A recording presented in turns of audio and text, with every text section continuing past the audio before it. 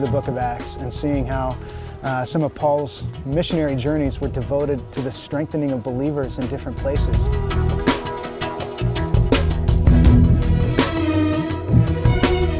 First, when we got here to Kathmandu, I got to see Bicky and his ministry. It was powerful to hear him preach and to see the way that he leads as a pastor. But we also got to see a different side of Bicky's ministry. He took us out into the city. And one of the things that you see is a tendency for people to forget the outcasts, but not Bicky. And we head out to the far outskirts of Kathmandu. I don't even know if this can still be called Kathmandu. We go to this leper colony. And we just kind of wind down this crazy dirt road, and as we get down into this place, you just see people flooding in, right, from kind of the different stations of this leper colony. And Bicky just comes into this place. He brings food and joy and love, and really the presence of Christ. You just see this beacon of light in a pretty dark place, maybe darker than any place I've ever seen, where Bicky is ministering with Jesus' love, by touching the people that this Hindu society has rejected. That light of the gospel is coming into that place, and they're not just saying thank you and moving on. People are giving their lives to Christ.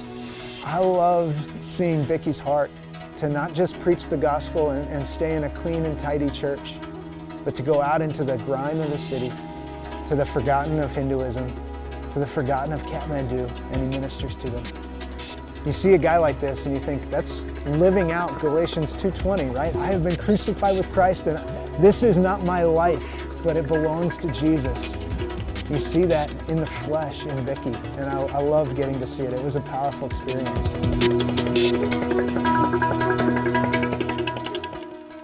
So we drive for 6-7 hours out to this other city called Hitauda, and we get to meet Babu for the first time. Now, he doesn't use the term apostle, he uses the term senior pastor. But as you read through the book of Acts and you see the ministry of the apostles, I don't think I've ever seen it more lived out than I have in a person like Babu. Babu just has this vision to see Jesus proclaimed in every village, to where Hinduism is no longer the dominant religion, but Jesus reigns in these places, and it's so exciting to see Babu's ministry. Went with Babu from village to village. We got to see firsthand the life in these communities. And we go into these villages where a year ago there may have been 50 believers, and now when they have a pastor and an evangelist, and there's 150 people in these churches worshiping Jesus in a dark and isolated community.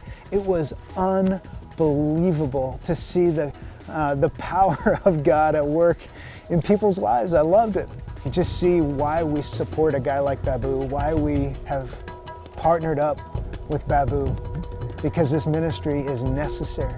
Taking Jesus to the 0% of Nepal, where no believers are, and there's nobody there that knows Jesus, and they go into these villages, they proclaim Jesus, they plant churches, they put in pastors, they bring in evangelists, and they build a body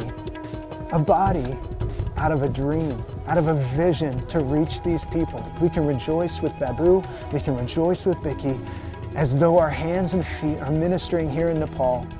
We get an opportunity to partner with them, to pray for them, right? To fast and pray over the church here in Nepal. We get an opportunity to partner with them financially, to provide resources and money. And when the opportunity arises, we get the opportunity to go to Nepal and to strengthen, encourage, lay hands on, and minister to our partners in the gospel. And I think that is the calling that God's given to us as the American church right now in this story. It may change 5 years from now, it may be different, but right now, I believe that's our story, and that's how we can respond.